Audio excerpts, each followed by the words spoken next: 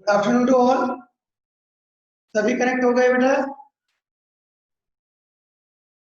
आवाज आ रही है सबको मेरी?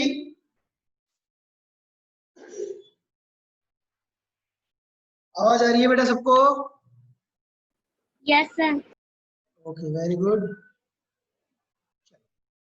स्टार्ट करें आज की क्लास। देखिए, जो बच्चे किसी कारण से ऑफलाइन के अंदर नहीं आ पाए तो उन्हीं के लिए क्लास चल रही है। हम शुरू करते हैं आज की क्लास। हमारे चैप्टर का नाम है मटेरियल कॉस्ट कंट्रोल। सामग्री लागत नियंत्रण। क्या नाम है बेटा हमारे चैप्टर का? मटेरियल कॉस्ट कंट्रोल, सामग्री लागत नियंत्रण।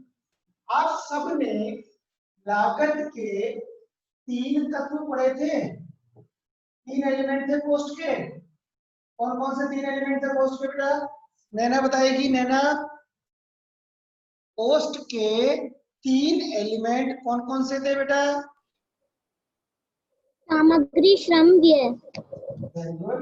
सामग्री मतलब मटेरियल, श्रम मतलब लेबर और व्यय मतलब एक्सपेंस।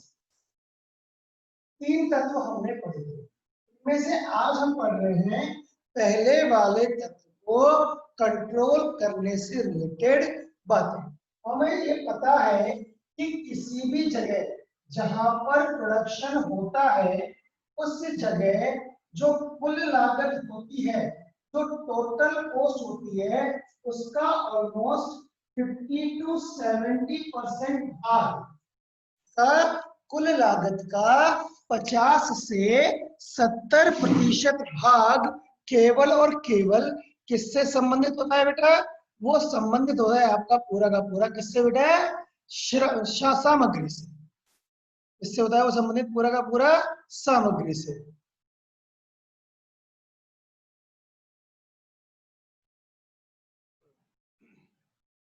चलिए, नोट्स हम आपके सामने स्टार्ट कर रहे हैं। सबसे पहले देखिए, सामग्री लागत नियंत्रण। क्या पढ़ रहे हैं बेटा हम? सामग्री लागत नियंत्रण। देखिए, लागत के 3 तत्वों में सर्वाधिक महत्वपूर्ण स्थान सामग्री का होता है।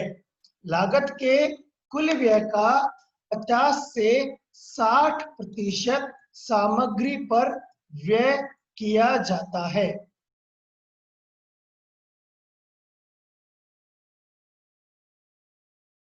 Material has the important place among all 3 elements of cost.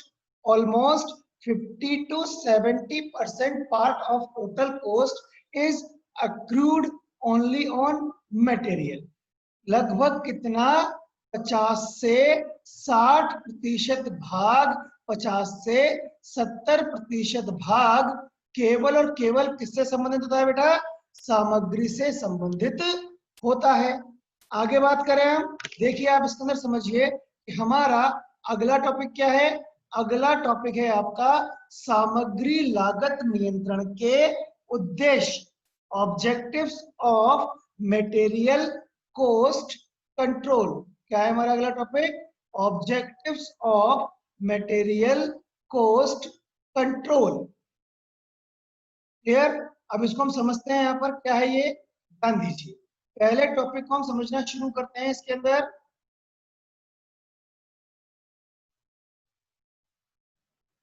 देखिए, सबसे पहला पॉइंट आपको जो दिया हुआ है मटेरियल कॉस्ट कंट्रोल का, सबसे पहला उद्देश्य क्या है? विशिष्ट प्रकार एवं गुण की सामग्री का पूर्ण निर्धारण। क्या है हमारा पहला उद्देश्य? विशिष्ट प्रकार एवं गुण की सामग्री का पूर्ण निर्धारण। Determination of material of any specific quality material. मतलब यह है, ध्यान देंगे आप, कि अगर आपको किसी भी पर्टिकुलर उत्पाद को बनाने के लिए, किसी भी प्रोडक्ट को प्रोड्यूस करने के लिए किसी स्पेसिफिक मटेरियल की रिक्वायरमेंट होती है, तो वो मटेरियल आपको कब और कितना और कहां से मिल जाएगा, इस बात की जानकारी करने के लिए आपको क्या चाहिए? आपको मटेरियल कॉस्ट कंट्रोल, आपको सामग्री लागत नियंत्रण करना पड़ेगा। क्लियर है यहां तक? दूसरा इसका पॉइंट है, देखिए आपके सामने स्क्रीन पर है, दूसरा पॉइंट है क्रय मूल्य न्यूनतम रखना। क्या है दूसरा पॉइंट? क्रय मूल्य न्यूनतम रखना, to maintain minimum purchase price. आपको अगर किसी भी जगह क्रय मूल्य क्या रखना है बेटा? कम से कम रखना है किसी भी उत्पाद का, तो क्रय मूल्य को कम से कम रखने के लिए भी आपको मटेरियल कॉस्ट कंट्रोल की जरूरत होती है। क्लियर? आगे देखिए बेटा, थर्ड पॉइंट हमें क्या दिया हुआ है इसका? थर्ड पॉइंट आपको दिया हुआ है अधिक स्टॉक एकत्रित ना होने देना। क्या है बेटा? अधिक स्टॉक एकत्रित ना होने देना, प्रिवेंशन ऑफ ओवर स्टॉकिंग। ध्यान दो बेटा, ध्यान समझेंगे कि ओवर स्टॉकिंग का मतलब क्या होता है, उसको फोकस करेंगे, उस चीज को समझने की कोशिश करेंगे। कि मान लीजिए आपके पास गोदाम है और उस गोदाम में आपके पास 2 लाख यूनिट मैक्सिमम जगह है, मैक्सिमम कैपेसिटी, क्षमता कितनी है आपकी? 2 लाख यूनिट रखने की आपकी अधिकतम क्षमता है। तो इस 2 लाख से आपको हमेशा आपके गोदाम में 1 लाख यूनिट मेंटेन करनी होती है। अब इस 1 लाख यूनिट से ज्यादा कभी भी आपके गोदाम में माल नहीं हो जाए, इस बात का ध्यान रखने के लिए भी आपको मटेरियल कॉस्ट कंट्रोल, सामग्री लागत नियंत्रण की आवश्यकता होती है। क्लियर? चलिए अब हम आगे बात करते हैं बेटा, अगले समझते हैं इसको। अगला पॉइंट क्या दिया हुआ है आपको? नेक्स्ट पॉइंट देखिए, झिझक, टूट फूट तथा हानियों को न्यूनतम रखना। क्या है बेटा? To minimise the waste, destruction and losses. आपकी संस्था में अगर कोई भी सामान के टूटने फूटने की संभावना ज्यादा होती है, तो उसे भी न्यूनतम रखने का काम किसके थ्रू कर सकते हो आप? केवल मटेरियल कॉस्ट कंट्रोल के थ्रू ही कर सकते हो। अगला, कार्यशील पूंजी का सर्वोत्तम उपयोग। आपको जो कार्यशील पूंजी मिली हुई है उसको बहुत अच्छी तरीके से काम में लेना, वो भी किसके द्वारा संभव है? केवल मटेरियल कॉस्ट कंट्रोल के द्वारा ही संभव है। Optimum utilisation of working capital. Next है आपका determination of responsibility. Determination of responsibility का मतलब है कि उस किसी भी कार्य को करने की या किसी भी नुकसान की जिम्मेदारी किसी न किसी की होती है। अब वो जिम्मेदारी किसकी है, इस बात का निर्धारण भी आप किसके थ्रू कर सकते हो? केवल मटेरियल कॉस्ट कंट्रोल के थ्रू, सामग्री लागत नियंत्रण के द्वारा ही किया जा सकता है। अगला है सही सूचना अविलंब उपलब्ध करवाना। कि अगर आपको कोई भी information without any delay provide करवानी है, तो वो भी केवल और केवल किसके थ्रू पॉसिबल है? मटेरियल कॉस्ट कंट्रोल, सामग्री लागत नियंत्रण के थ्रू पॉसिबल है। Providing accurate information without any delay. यहां तक? तो ये हो गया है बेटा आपका, हमारा जो टॉपिक हमने कंप्लीट कर लिया वो है आपका objectives of material cost control. आगे समझते हैं, यहाँ पर आगे बढ़ते हैं। यहाँ पर methods of inventory or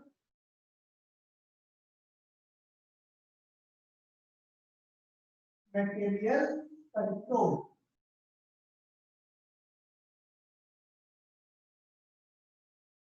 inventory या स्टॉक नियंत्रण की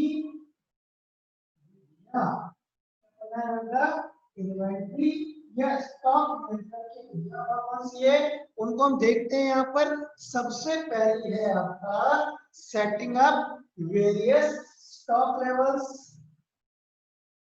setting up various stock levels. हमने बहुत सारे स्टॉक लेवल सेट किए हैं, इसको हम हिंदी में कहते हैं विभिन्न स्टॉक स्तरों को सेट करना। दूसरा इसके अंदर विधि का नाम है डिटर्मिनेशन ऑफ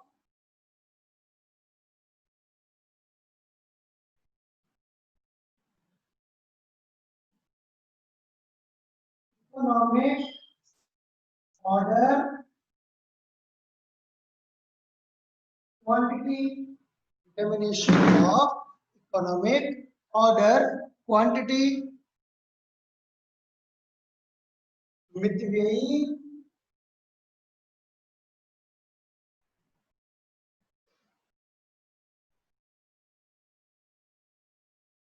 आदेश मात्रा का निर्धारण। एबीसी एनालिसिस वेट एनालिसिस एफएसएनडी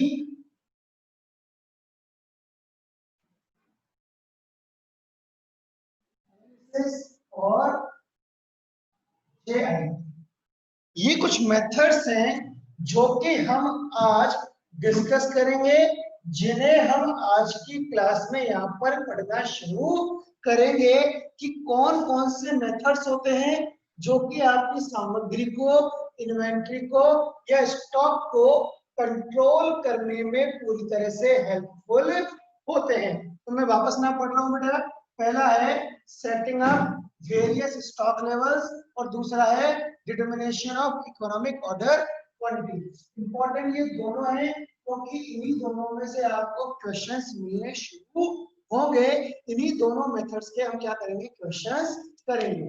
इन दोनों मेथड्स को आगे पढ़ने से पहले मैं आपको एक चीज बता देता हूँ। ये दोनों मेथड्स हमें बहुत डिटेल से पढ़ने हैं। इनके अंदर हमें कई सारे फॉर्मूलाज दिए गए हैं और कुछ फॉर्मूलाज के बारे में हम यहाँ कंटिन्यू क्या करेंगे, डिस्कशन करेंगे। क्लीन कर रहा हूँ, आप लोगों ने उतार लिया होगा, नहीं उतारा होगा तो मैं सारे नोट्स आपको सेंड कर दूंगा, आप लोग उसमें से इन सबको कॉपी कर लेंगे। अभी हमें यहाँ पर केवल इतना करना है, समझना है। देखिए बेटा ध्यान, सबसे पहला पॉइंट है हमारा setting up various stock levels. मतलब विभिन्न स्टॉक स्तरों का निर्धारण करना। इसका मतलब ये हुआ बेटा कि किसी भी संस्था में मैक्सिमम या मिनिमम या एवरेज या ऑर्डर कई तरह के स्टॉक लेवल्स की बात करते हैं। सेफ्टी, डेंजर, मतलब अर्थात कि एक संस्था में एक समय पर अधिकतम कितना स्टॉक रहना चाहिए, एक संस्था में एक समय पर अधिकतम कम से कम कितना स्टॉक हमेशा रहना चाहिए, औसतन कितना स्टॉक बना रहना चाहिए। जब स्टॉक का स्तर हमारा इतना रह जाए, मतलब रीऑर्डर लेवल क्या बताता है कि जब हमारे पास स्टॉक का स्तर इतना रह जाएगा तब हमें वापस क्या आदेश देना है, सेफ्टी स्टॉक लेवल इतना, इस पर हम सेफ रहेंगे। डेंजर का मतलब ये मिनिमम से भी कम चला जाएगा अगर, तो वो डेंजर स्टॉक लेवल कहलाएगा। हमने इन्हीं को यहाँ पर डिटेल में और ध्यान से पढ़ना है। क्लियर है बेटा यहाँ तक? अगर यहाँ तक किसी को कोई डाउट है बता दीजिए, नहीं डाउट है तो उसकी भी जानकारी दे दीजिए। बताइए जल्दी से, है कोई डाउट किसी को? दीक्षा बेटा कोई डाउट है यहाँ तक? नो दीक्षा, सर। ओके। नैना, नो सर। अंजना, शिवानी, नहीं सर। शिवानी गुजर, नहीं सर। नेहा, कोई डाउट नहीं ना बेटा? No sir. ओके, नहीं। अब हम आगे बढ़ते हैं थोड़ा सा इसके अंदर। अब हम शुरू करते हैं बेटा इसके अंदर। सबसे पहला टॉपिक क्या है आपका?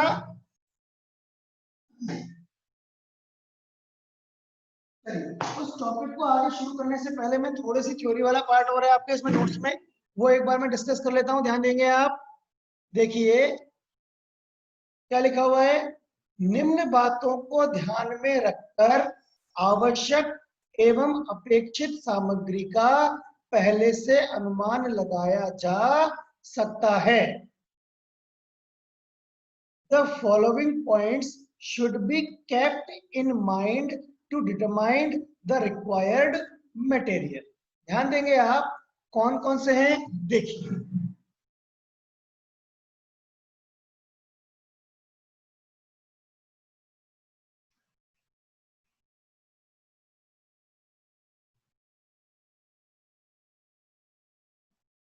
Points to be kept in mind. The mind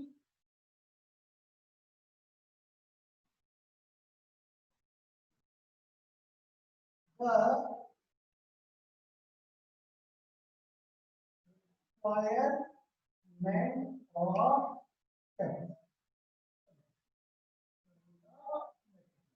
मतलब कि आपको सामग्री की आवश्यकता कितनी है, इस बात का निर्णय लेने से पहले हमें कुछ बातों को विशेष रूप में से ध्यान में रखना होता है। और वो कुछ बातें कौन कौन सी है, ध्यान दीजिए उसके ऊपर। कौन कौन सी बातें? सबसे पहला है पूंजी की उपलब्धता, अवेलेबिलिटी ऑफ कैपिटल। तो समझना क्या मतलब इसका? पूंजी की उपलब्धता, अवेलेबिलिटी ऑफ कैपिटल के अंदर ध्यान देंगे आप लोग कि मान लीजिए घड़ी बनती है, घड़ी। अब उस एक घड़ी बाजार में 2 लाख रुपए की भी बिकती है और एक घड़ी बाजार में 20 रुपए की भी बिकती है। हम कोई 20 रुपए वाली घड़ी बनाने वाले मैन्युफैक्चरर हैं और हमने क्या निर्णय लिया कि आज से हम 2 लाख रुपए वाली घड़ी बनाएंगे। अब 20 लाख रुपए वाली घड़ी में जो सामान 20 रुपए वाली घड़ी में जो सामान लगता है और 2 रुपए वाली घड़ी में जो सामग्री लगेगी, दोनों में अंतर तो आएगा। तो हमें ये देखना पड़ेगा कि 2 लाख रुपए वाली घड़ी बनाने के लिए जिस सामान की हमें जरूरत है, क्या उस सामान को खरीदने के लिए हमारे पास पर्याप्त पूंजी भी उपलब्ध है या नहीं। तो आपको ये देखना पड़ेगा कि आप किसी सामग्री की डिमांड कर रहे हो तो उस सामग्री की डिमांड आप किस बेस पे करोगे कि उस सामग्री को खरीदने के लिए हमारे पास पूंजी भी उपलब्ध है या नहीं है। दूसरी चीज क्या है?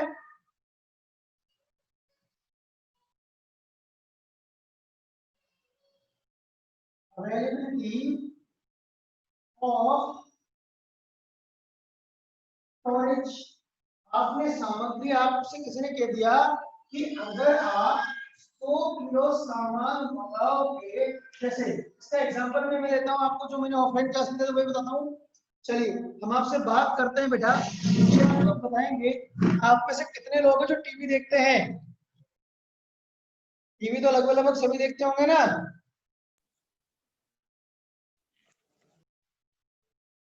आप ही से बात कर रहा हूँ बेटा मैं। सर। टीवी देखते हैं ना सर? थोड़े दिन पहले टीवी पे हमारे एक ऐड आता था, किस चीज का? फ्रिज का। उस फ्रिज के ऐड में आप लोगों ने देखा होगा, क्या बताया जाता था कि एक लेडीज टमाटर खरीद के लाती है, वो टमाटर लाकर फ्रिज में रख देती है, 1 महीने तक वो टमाटर फ्रिज में रखा रहता है, 1 महीने बाद वापस उस दुकान पे जाती है और दुकानदार से क्या कहती है, ये मैं कल ही लेके गई थी, देख लूं मेरे पास ज्यादा रखे हैं इसलिए ये चेंज कर लूं। दुकानदार टमाटर देख के कहता है, अरे वाह, ये तो बिल्कुल ताजा के ताजा है और मैं इनको वापस ले लूंगा। इस ऐड ने हमें क्या बताया, इस ऐड ने हमें बताया कि उस लेडी के पास एक ऐसा फ्रिज है जिसमें 1 महीने तक सब्जियां खराब नहीं होती। अब मान लो उस फ्रिज में कितने टमाटर आ जाएंगे, 5 किलो, 10 किलो।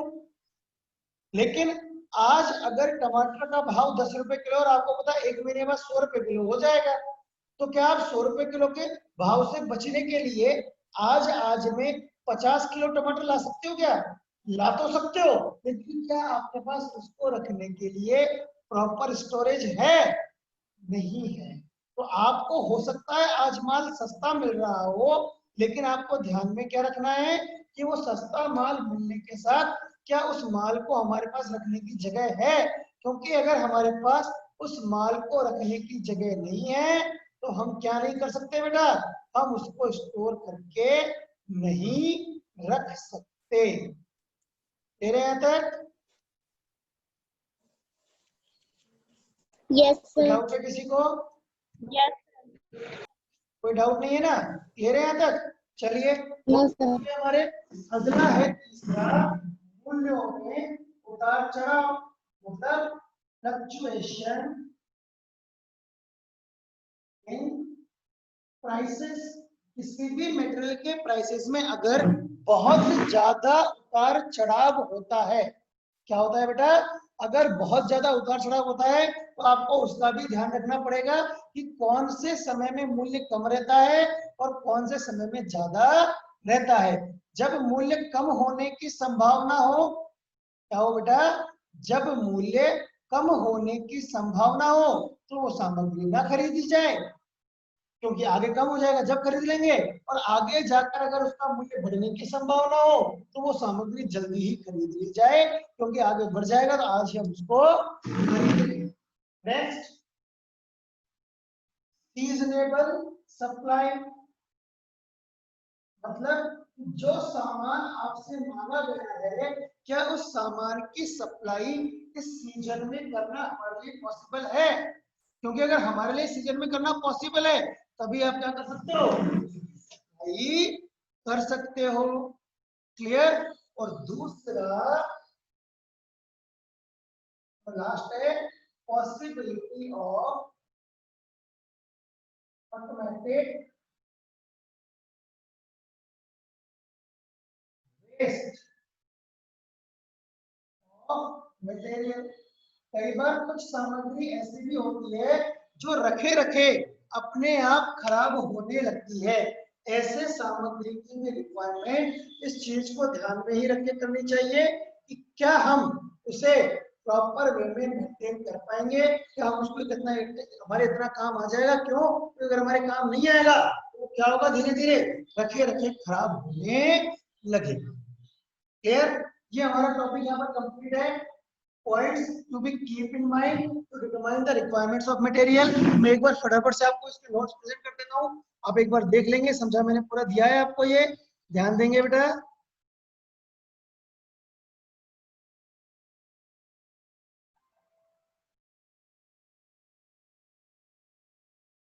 देखिए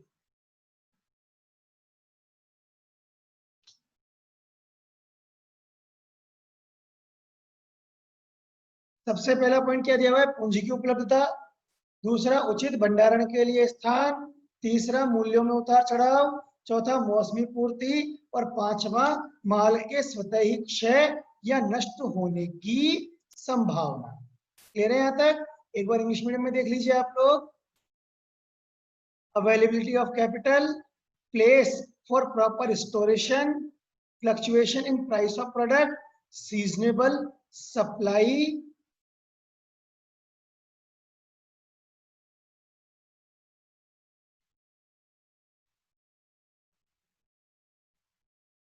नेक्स्ट है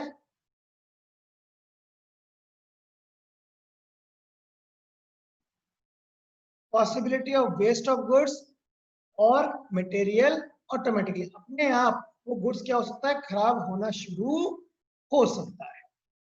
ले रहे हैं यहाँ तक? अब हम शुरू करते हैं बेटा, इसके अंदर हमारा अगला टॉपिक जो है वो है आपका setting up of various stock levels. ध्यान से समझेंगे आप लोग, क्या हमें दिया हुआ है और हमें उसके अंदर क्या समझना है। क्या हेडिंग दिया हुआ है बेटा, setting up of various stock, setting up of various stock levels में सबसे पहला है हमारा maximum stock level.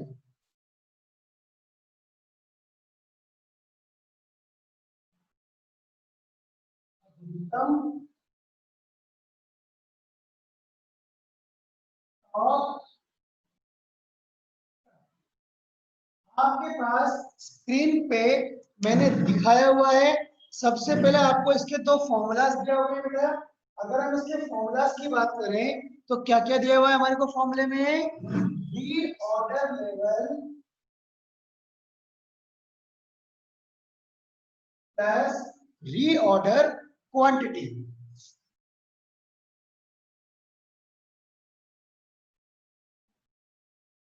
Reorder level plus reorder quantity minus minimum consumption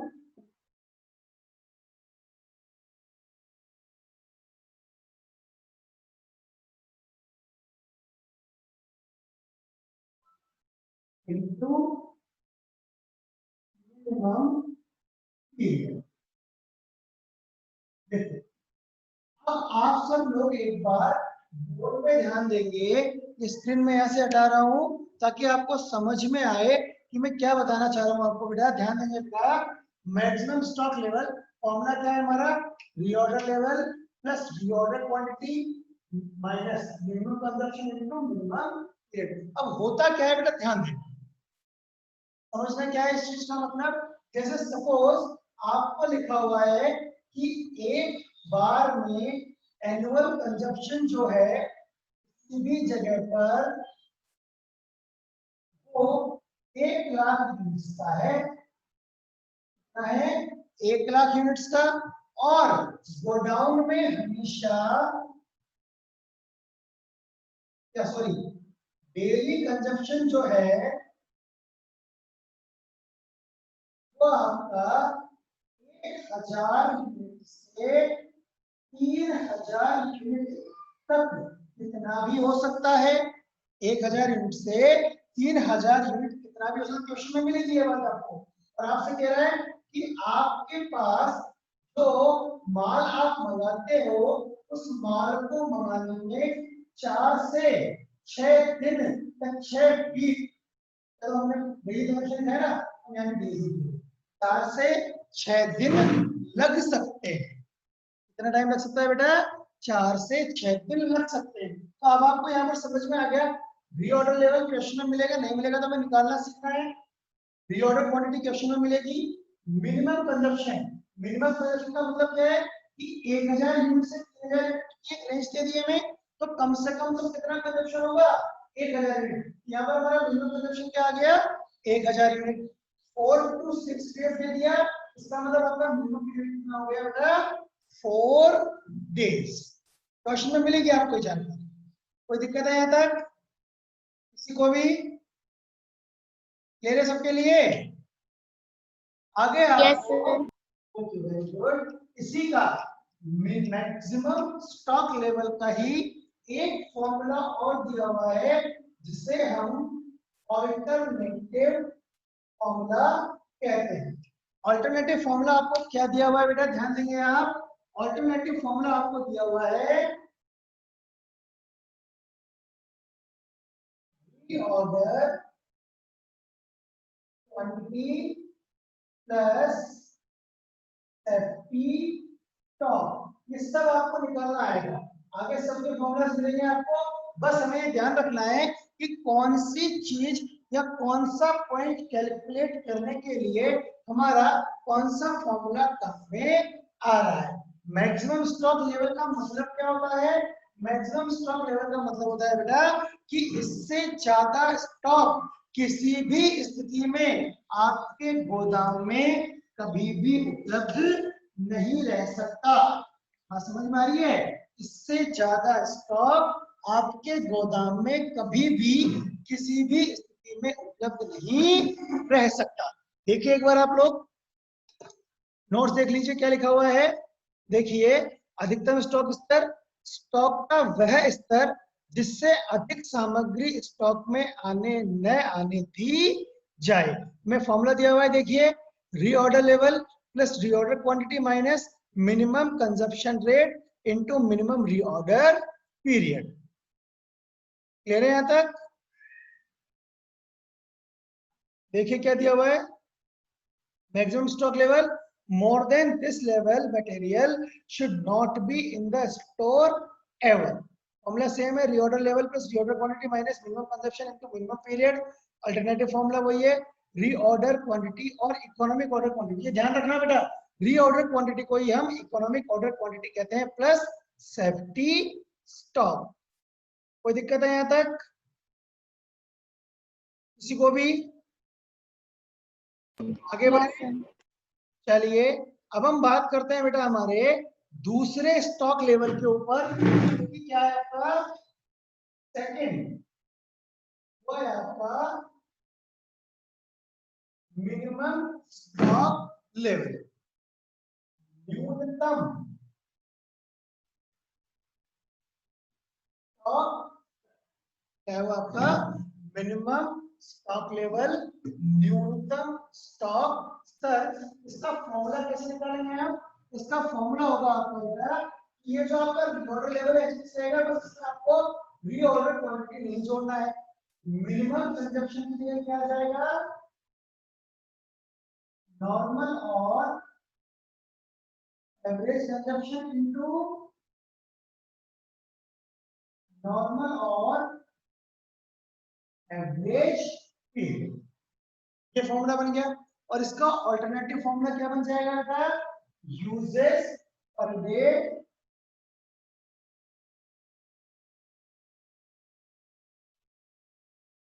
plus safety stock. क्या बन जाएगा इसका formula, usage per debt plus safety stock. अर्थात इसका आशय क्या है बेटा आपके लिए, इसका मतलब समझो आप, uses per debt plus safety stock का मतलब वही है। न्यूनतम स्टॉक स्तर का मतलब क्या हुआ, न्यूनतम स्टॉक स्तर का मतलब है कि जैसे अधिकतम में क्या था, इससे ज्यादा माल कभी भी स्टॉक में नहीं रह सकता, तो न्यूनतम स्टॉक स्तर का मतलब भी है कि इससे कम माल कभी भी आपके स्टॉक में अवेलेबल नहीं रह सकता। इससे कम माल जब आपके स्टॉक में आ जाएगा उसके बाद आप कुछ भी नहीं कर सकते। उसके नीचे जैसे आप पहुंच जाओगे तो आपका डेंजर लेवल शुरू हो जाएगा, खतरे का वाला स्टॉक वहां पर शुरू हो जाएगा। क्लियर? एक बार नोट्स देख लीजिए बेटा, इसके क्या दिया हुआ है हमें।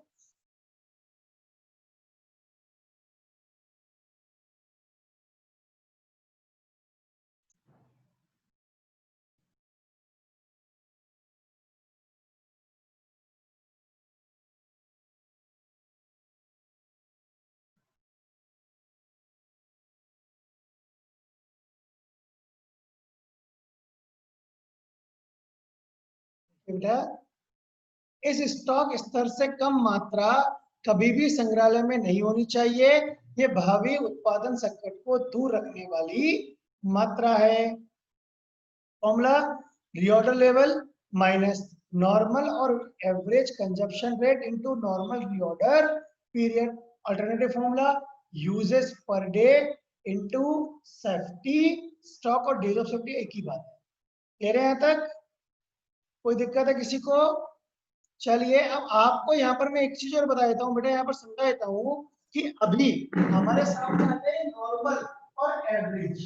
कि नॉर्मल और एवरेज का मतलब क्या हुआ, वो समझो जैसे भी आपने क्या पढ़ा था, 1000 से 3000 यूनिट और 4 से 6 दिन। तो एवरेज है, नॉर्मल का मतलब क्या हो गया, 1000 और 3000 का हम एवरेज निकाल लेंगे, प्लस 3000 बटे 2 तो आ गया आपका ये 2000। ऐसे 4 से 6 दिन का क्या आ जाएगा, 4 + 6 = 5। दे रहे हैं यहाँ तक। अर्थात आपके लिए नॉर्मल या एवरेज का फॉर्मूला क्या आ गया, मिनिमम प्लस मैक्सिमम अपॉन, क्या फॉर्मूला हो गया बेटा, मिनिमम प्लस मैक्सिमम अपॉन 2। दे रहे हैं यहाँ तक। ये आपका मिनिमम स्टॉक लेवल भी कंप्लीट है। अगर किसी को कोई भी डाउट है बताइए बेटा, नहीं डाउट है तो आगे बढ़े फिर हम।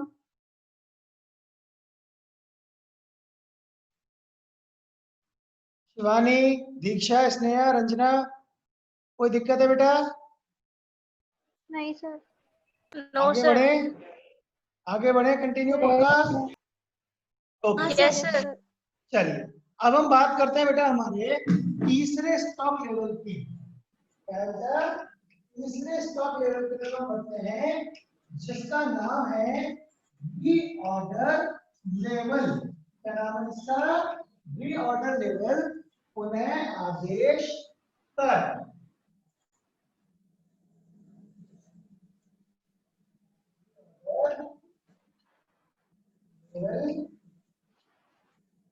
पुनः आदेश स्तर, ये किस चीज के लिए होता है बेटा कि, अच्छा एक सेकंड, ये आपकी क्लास का टाइम खत्म होने वाला है, मैं एक बार क्लास को एंड कर रहा हूँ, एक बार आप लोग वापस ज्वाइन करेंगे सबके सब, ठीक है बेटा।